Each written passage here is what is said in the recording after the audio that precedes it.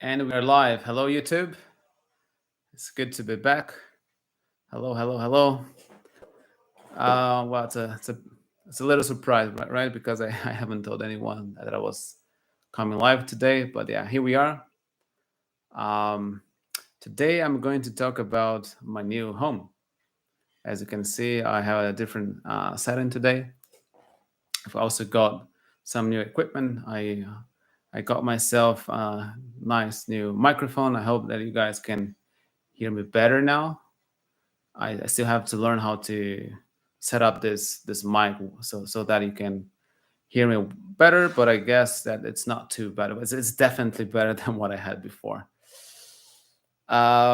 Today, yes, I would like to talk about new home, new life, new language, and yeah, just like last time. If you have any questions, then please drop them in the comments, and I will read them. And I'll not only read them, but I'll also answer them.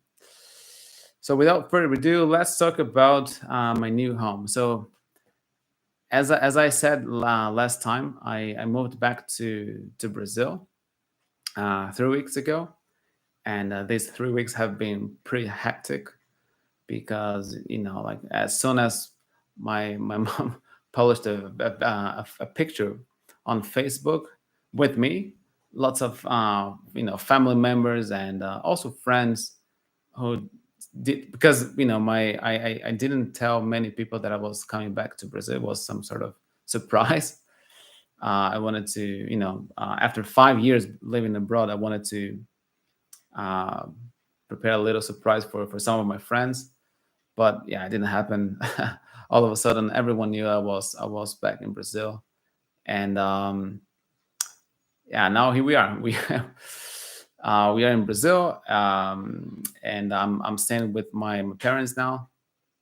At the moment, I am at my father's place, and yeah, so this is my new home, and today I would like to talk about my new language. And my my next mission is to relearn how to speak Portuguese in a more natural way. Uh, on Friday, last week on Friday, I went to a city called Sorocaba. It's about 100 kilometers. So yeah, it's about 100 kilometers away from Sao Paulo. And I went there to visit a friend that I met in Chiang Mai, uh, in Thailand. And a lot of people ask me, "Are you Brazilian? Are you sure you're Brazilian?" And I don't like that. I mean, I'm not saying that I'm proud to be Brazilian, because I find it a bit weird when people say I'm proud of being whatever.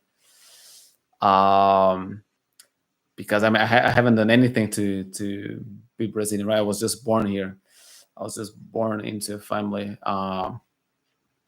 where both of my parents speak Portuguese, so that's my native language. But I feel a bit uncomfortable when people ask me, "Are you sure you're Brazilian?" Because yeah, I definitely resonate with the culture here. With the Even though I spent so many years abroad, I definitely identify myself as Brazilian. So yeah, now I've been focusing on. Obviously, this is a bit of a joke, but yeah, I've been refocusing on getting back my Portuguese. People say that the way how I speak now is a bit funny or maybe unnatural. I don't know.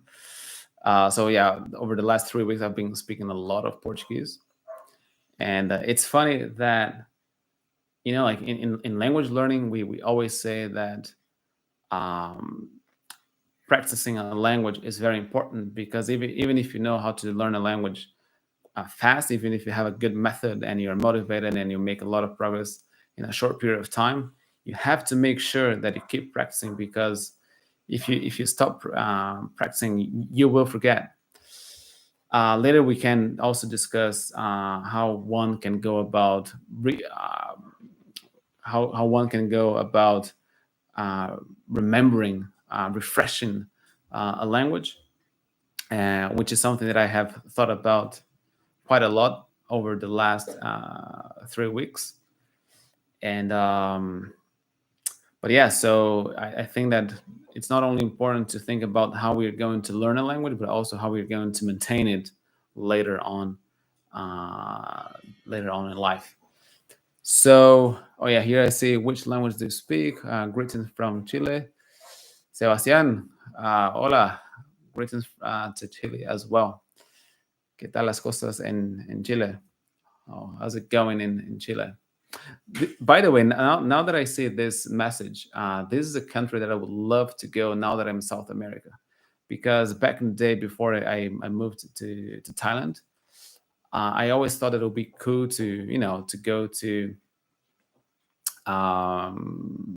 other countries here in South America. But I would definitely like to go to, and one of the countries that is on the top of my list is Chile. And now that I'm here, I would definitely like to go. I would also like to go to Uruguay and Argentina, but it looks like they are still closed because of COVID. But yeah, let's see if I get a chance to go to Chile. Sebastian says, sei falar português, então podemos falar. Ótimo. Yes, podemos falar português sem sombra de dúvidas. I think you should visit Argentina. By the way, are you in São Paulo now? Yeah, I'm back in São Paulo. I am in São Paulo now, Marcos. Marcos, are you Brazilian? This is the question I get all the time. Are you Brazilian? I see. Oh, I see here. Hola, greetings. Yes. Nice point about the need to have a plan for maintenance. Yes, absolutely. And now I've got a new plan. Because it's completely unrealistic to think that you will, study language for 1 or 2 years, and then another language, and then you keep going and you keep adding more and more languages. I think it's a bit unrealistic to think that you'll be able to maintain them at the same time all the time. We have so much time in a week, right? So when I was living in Thailand in 2019, before I got sick, I was extremely active, speaking different languages. I would, I was very luck to live in a building with tons of foreigners, and I would go, in the lift, even in the lift, I would go up and hear Thai, go down here German, Russian, French, Italian. Yeah, I had neighbors from Italy, France, Russia, Germany, Thailand, obviously, China, Japan. Yeah, you name it. Yeah, lots and lots of people from different countries, and I think that was basically the perfect environment to speak as many languages as possible. So, in the span of a week, I would practice, or at least here, I don't know, 8, 9 languages on a regular basis, on a at least once a week. But that was the maximum. So when you get past 10 languages, you really have to come up with a plan on how you're going to maintain all these languages in the long run, right? And my new hypothesis is that well, at least this is what I'm trying to do for myself now. I think it's important to have a system that will enable you to get back to a language as fast as possible. So now I'm creating a list of words. Well, I already had a list of words that I had studied. I used to do lots of flashcards, and in order to create those Enki decks, I would have a list of words and sentences. Uh, but now, instead of reviewing so the new idea is that instead of reviewing words with flashcards, and I mean, I think it's totally valid to do that if it's a language that you're using actively, and you want to make progress. But now, for instance, I haven't done anything with my Polish, for example, for, yeah, I don't know, over a year now. So if I open up my if I open my Polish deck, I have so many cards to reveal that I will never be able to catch up. So I think it's very important to have a strategy to get back to a language after a year, after 5 years. So how do you go about doing just that? I think that one way is to have this list that I was mentioning. So in this list, I basically have all the words, or not all the words, but many words I know that I will try to say in conversations. So instead of reviewing them with flashcards, which would take forever, I don't know, maybe half an hour just a day just to review 50 words. Instead of doing that, instead of trying to produce output by repeating them, by reviewing them using Anki, I would go ahead and just read the list. And it's interesting that just reading the list is so much faster than reviewing flashcards. And now I'm wondering whether it's not better to maybe even stop using flashcards uh, because yeah, if I've I've always advocated the idea of using flashcards because you can figure out what are the words you have to focus on and what are the words that you already know. But in the end of the day, if you have a list of, let's say, 3,000 words, um, instead of trying to figure out what words you know and what words you don't, or what words you remember and what words you don't, maybe it's just faster to review the whole thing. I don't know, once every 6 months. Or now, for instance, I don't have the need to um, speak Polish at a B2 level, right? Because I'm in Brazil, and I'm not surrounded by, but I don't have any Polish friends here, and Polish is not a language that I'm using actively. But if I were to go to Poland, let's say next week, what could I do, right, to refresh my Polish as fast as possible? And I think that one solution would be to go over this list maybe once, just to tell my brain, hey, these words exist. Because if you and this oops and this is something that I see a lot of people doing. And well, I've done this before myself, and it might be a mistake.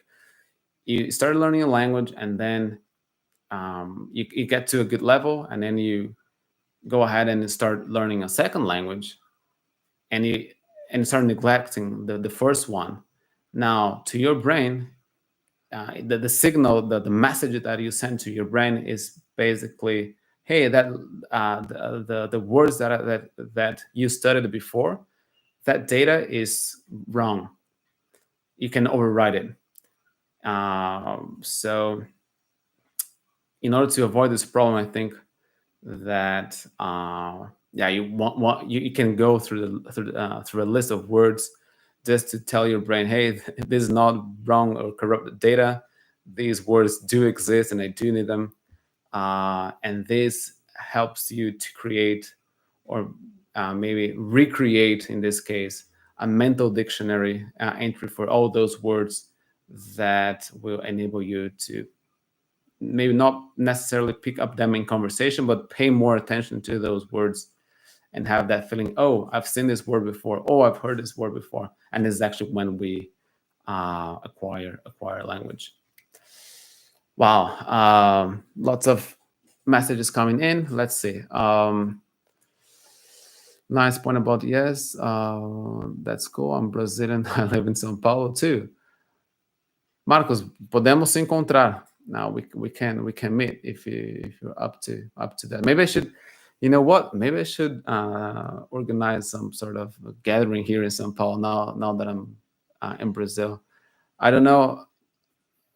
I'm not too sure about the restrictions as far as COVID is concerned, but maybe we can do something together. Maybe a little group of I don't know, 10 people will be pretty cool to meet up. If you come to Chile, we could do a language. Yeah, man, we could definitely do that. Sebastián, onde você mora? Em qual cidade você mora? Do you have tips to improve my French? Marcos is learning French. I'm at B2 now, but it has been hard for me to improve myself. And yes, that's a very good question. How do you go from B2 to C1, right? Um, the good thing about B2 is that when you reach a B2 level, especially if it's a language like French, because um, if you have reached a B2 level, it probably means that you know all the words, or not all the words, obviously, but most words that are different or that are completely different from Portuguese, right? And now it comes down to learning all these formal words that, in the end of the day, are very similar to Portuguese.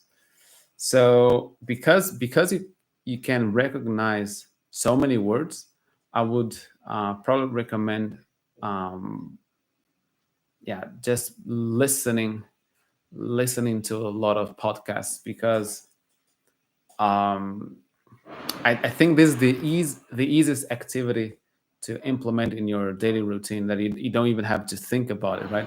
So, for instance, in my case, I've here on YouTube, I've created several accounts, and each account is associated with a specific language.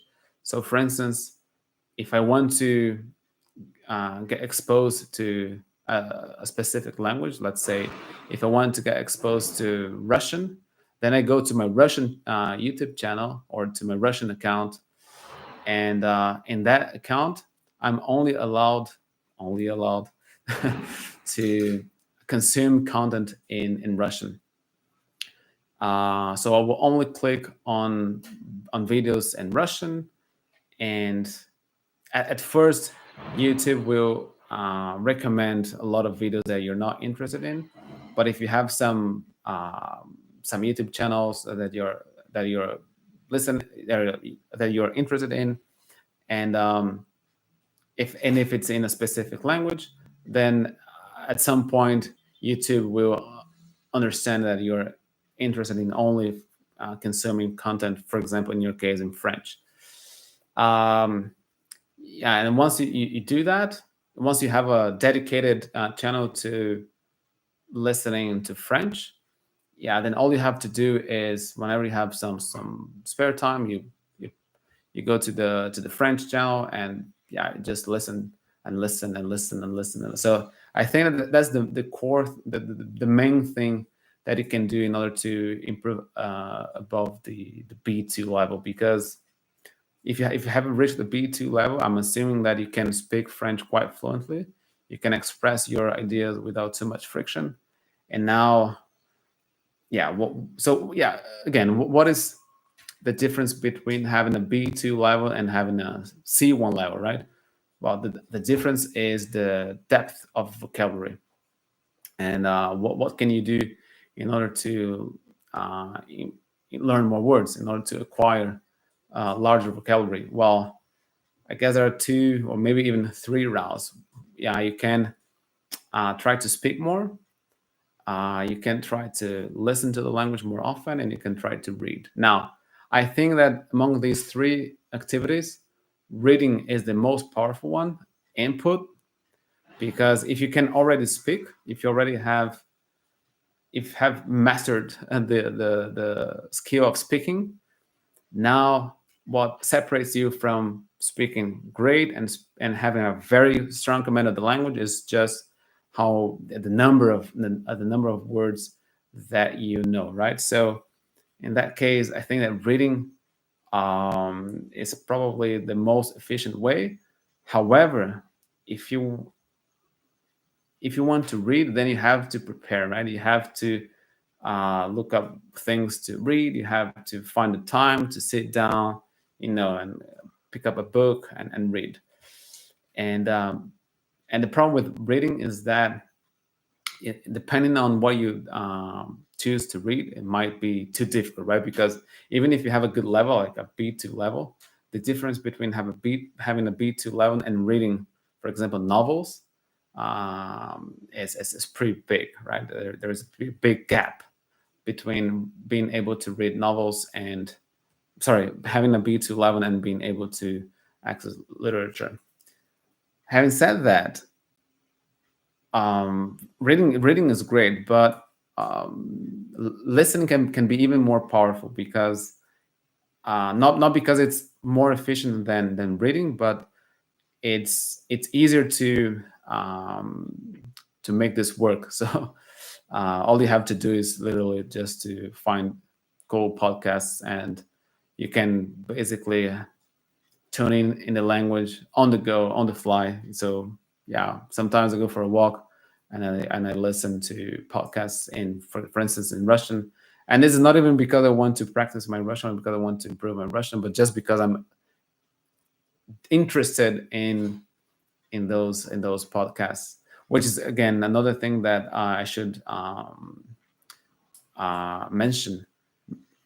I think even more important than choosing either listening or reading, it's very important to have compelling content, right? It's very important to consume things that one is genuinely interested in. Now the third option is speaking, right? I usually recommend speaking at the earlier stages. So, for instance, A2 and B1. But if once you get to a B2 level, or C1 for that matter, speaking doesn't really help you that much. And I had this insight when I was in Russia. I went to the park to play some chess. Back in the day, I used to play chess quite often, and I noticed that playing chess was not, sorry. I This is not exactly what I want to say. Back in the day, I used to play chess with some friends, and I really liked it. And then I spent, and then I stopped. I quit playing chess. Then when I was, I guess, 25, I got back into it, and I started studying, techniques, and then the openings, and I was making progress. And then I stopped again. And then when I was in Russia, I went to the park and to play these hustlers. I think there's some cool videos on YouTube showing these kind of hustlers playing in New York. But anyway, I guess I digress. The point being, those guys, they play all the time. They go to the park every single day, and they play.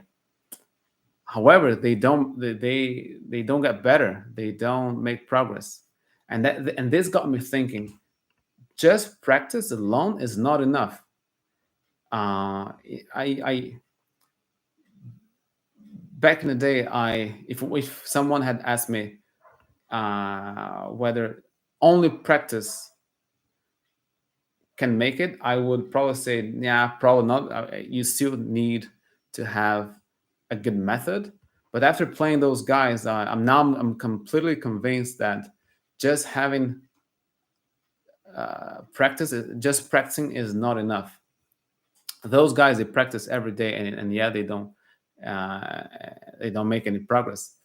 So I'm saying this because if you have reached the B2 level, then maybe speaking won't bring you much. Um, I have the feeling that I am at a point now in my Russian, for instance, where I can speak every day for a month, and my Russian will not make any progress, because I'm just repeating the things that I have said before. And now, if I want to go to the next level, if I want to make progress, I have to engage in different activities, like, for example, reading um, harder, more challenging books, like, for example, the classics. So, like, as when I was in Russia, I would have conversations with people, even sometimes even about Russian literature, and I would think, "Wow, my Russian is not too bad." And then I would start reading, I don't know, Dostoevsky, and then I would realize, actually, actually, my Russian sucks, which is not entirely true. But yeah, again, there is always this huge gap between being able to speak a language more or less fluently and then reading uh, literature in the language, right? So the difference between speaking fluency and reading fluency.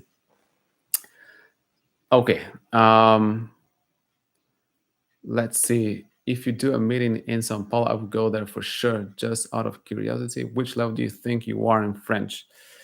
En fait, c'est une bonne question. Je vais répondre à cette question en français parce que, alors, la- je viens de parler le français avec Sébastien, mon ami belge, et hier, pas aujourd'hui, mais hier. Et en fait, j'étais très étonné parce que euh, je pouvais parler assez bien. Alors, bien sûr, je fais des erreurs.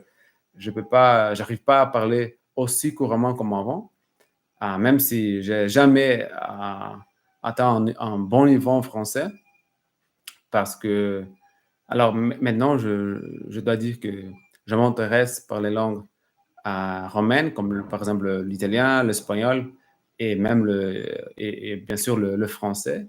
Mais avant, j'étais plus intéressé par les langues slaves comme le russe, le polonais. Donc, je voudrais me concentrer sur les langues romaines, surtout maintenant que je suis au Brésil. Mais voilà, j'étais complètement étonné que hier, quand j'ai parlé avec Sébastien, j'arrivais à dire presque ce que je voulais. Et je, je crois que la dernière fois que j'avais parlé le français, c'était probablement il y a 2 ans. Donc, même quand j'étais en Thaïlande, j'ai raconté qu'en Thaïlande, j'avais l'opportunité de parler plein de langues dans le bâtiment dont je vivais, où j'habitais. Mais quand même, j'avais pas de voisins français ou de voisins francophones. Et quand même, hier, j'étais complètement étonné que j'arrivais à discuter avec Sébastien en français sans problème. Yeah, so this is some French. The question is, what level do you think I have no idea. Also because, as we were talking about levels, right? Just because you have a B2 level today, it doesn't mean that you're gonna have a B2 level in 1 year if you don't practice the language, right? So I think that the levels I have in all the languages that I speak, they fluctuate quite a bit, and it's interesting to see that sometimes, even if you spend a lot of time away from a language, if you restart speaking a language that is similar to that language, and I think that Richard Simcott said that a couple of times on his channel. So, for instance, in my case, if I stop speaking my Slavic languages, then all of my Slavic languages will suffer, and especially those that are at a lower level. So, for example, my Croatian has never been great, right? And if I stop using all my Slavic languages, then my weakest Slavic language, which is Croatian, will suffer a lot. But as soon as I restart speaking any other Slavic language, it can even be Russian. All my Slavic languages will get better, and I think it has to do with the fact that these languages, they share a lot of common vocabulary. So even if you're not speaking a particular language, but if you're speaking a language that is similar to that language, it has an effect. It has an impact on all the languages that are similar to the language you are speaking. Well, I think I overcomplicated it a little bit, but and I guess this is what is happening to my French now. So I wasn't speaking any Romance languages when I was in Thailand. Yeah, every now and then I would speak some Spanish, and every once in a while some Italian, but not too often. Unfortunately, not much French. But now that I'm in Brazil and I'm speaking Portuguese all the time, I find it a bit easier to get into the mindset of speaking French.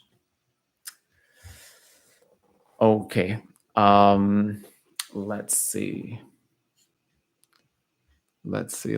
What languages do you speak? Yeah, that's obviously a difficult question to answer. Um, I've studied a number of languages, um, and yeah, okay. I've studied a number of languages, maybe 15 languages altogether. They are all in at different levels. Right now, I'm not practicing most of my languages. So if you would ask me, if you would start asking me to speak all these different languages, I would probably have a hard time switching between them. But yeah, I guess there are maybe 5 or 6 languages that I feel quite comfortable in, and then maybe other 5 that I, after some, uh, if I refresh them, then I guess I could also use them in a more or less natural way at a acceptable level. Okay, now we have been live for over half an hour now. Let's see if we still have any questions. Next week, I would like to do um, 2 lives. One in a different language other than English. So I would like to mix up these lives. So maybe I would do one in English and then another one in maybe in Portuguese, maybe in Russian, maybe in Spanish, maybe I don't know. Maybe yeah, maybe we can do like 2 live streamings a week. We could maybe meet twice a week. On one of these lives, I will speak English most of the time, like, as we are doing today, and then on the other one, we will do some other language, depending on the feedback you guys give me. Um, and I would also like to uh, approach some specific topics. So if you guys have any questions that you'd like me to talk about next week, I would like to, instead of just I will answer your questions type of live streaming. I like to discuss a specific topic, and then we guys can discuss uh, a specific topic rather than just talking a bit like today, a bit random, right? Which is obviously, I mean, I wanted to get back in touch with you guys. This is really really important for me. But now, starting from next week, I think it'll be cool to have a topic so that we can discuss that topic in depth. What tips do you have for learning German? Oh, you didn't answer mine. Let me. Oh, yes, I see your question now, Sebastian. I'm sorry. Desculpa.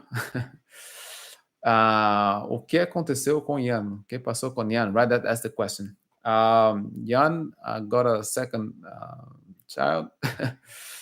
As you guys probably know, Jan had a child, and now he has 2. He's a busy father now. But he's doing well. He's in Belgium. I talked to him last week, and yeah, let's see if he also shows up here on the channel. I guess that'll be great, right? I guess most of you miss Mr. Jan van der A. Maybe we'll convince him to come and speak some Netherlands. What tips do you have for learning German?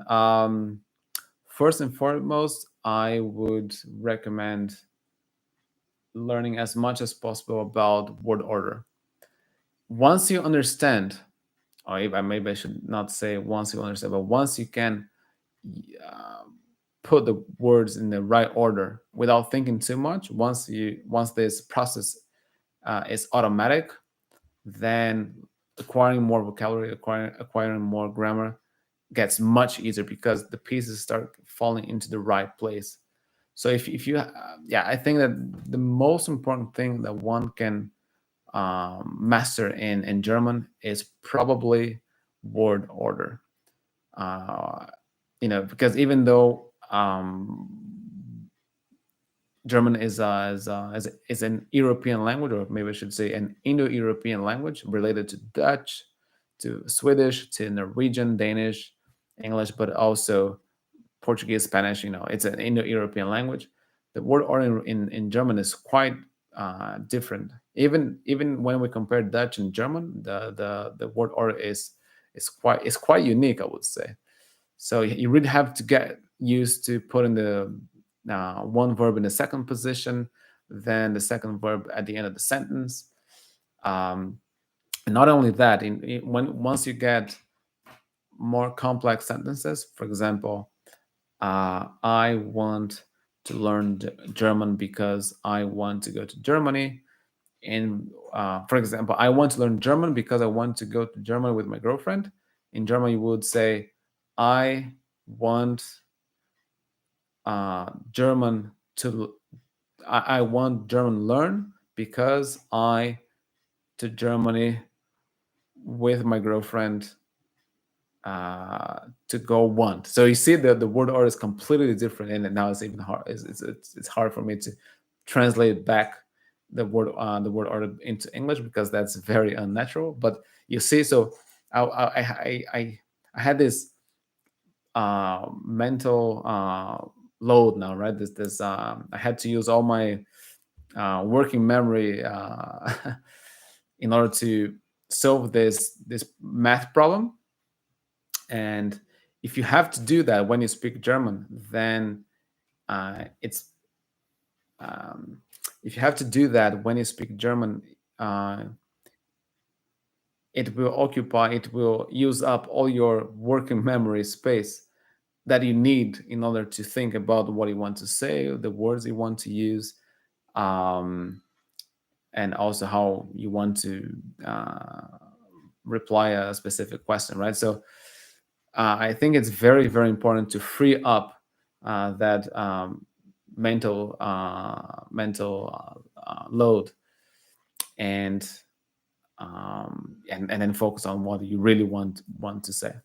So, in order to make a very long answer short, make sure that you nail down the word order in German. That's very, very important, and this will enable you to speak the language with ease.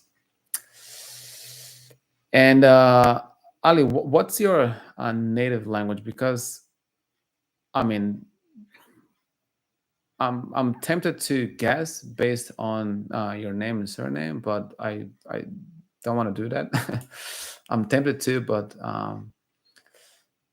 because Persian, yeah, I was thinking that could be Persian. So I have never studied Persian, but I suspect that in Persian, you guys also put the verb at the end, right? So this might be even an advantage for you because you are used to having this different word order, not like in English where we say I want to eat an apple. In German, you have to say I want an apple to eat. And I'm guessing again. Unfortunately, I have never studied Persian, but I would love to. I guess that this is also what you do in Persian. Yeah, here we go. Yeah, right. Yeah, so I'm not quite sure how word order works in Persian when we have sentence such as I want to do something, even though something blah blah blah, or when you have more complex sentences. Um, but I know that this is a pain point in German. So yeah, make sure that you get those right, or maybe not, I shouldn't say get those right, but yeah, make sure that you focus on word order, and you, because then when you read, when you listen to the language, you will your brain, even if you don't pay attention to it, your brain will keep picking up information, data about the word order if you have studied. Okay, maybe it's time to learn some Persian. How do you say? I don't know. Maybe thank you in Persian. Oh yeah, here you go. Thank you so much. Yeah, you see, just in time. How do I say thank you and you're welcome in Persian? And maybe we can uh, finish up today learning some Persian. Okay. Well, thank you very much for coming and asking interesting questions. Next week we're going to do another live, but yeah, actually two live streams. One will be in English, and the other one will be in whatever language you guys want the live streaming to be. Obviously, in a language that that I speak, not in whatever language, but in a language that I have studied before. And here, mamnon or mamnon, I'm not quite sure, right? That's thank you, and you're welcome. Hakesh mikonam. Hakesh mikonam. This mikonam looks like a verb. Is that a verb? Are you, do you guys say something like, I don't know, Hakesh? I don't know what that means, but this mikonam looks like I do, or I ask, or I say. Maybe I do. And that's a verb, huh? Interesting. Interesting. Interesting. Mikonam. Mikonam is a verb. Yeah, you see, so yeah, that's a huge plus, right? Because in Persian, you also oh, it's I do. Nice. Mikonam, I do. Interesting. Yeah, here we go. um yeah, that then it must be an advantage, right? So make sure, yeah, then my recommendation is to double down on learning the word order. Okay, guys, that was it for today. Thank you very much for asking how we could be in touch for a language exchange. You can find me on Facebook. Let me write my Facebook name here. Otherwise, you can also add me on Instagram. This is my name on Facebook, and this is my name on Instagram. Okay. Well, then I will see you guys next week. Ciao, ciao.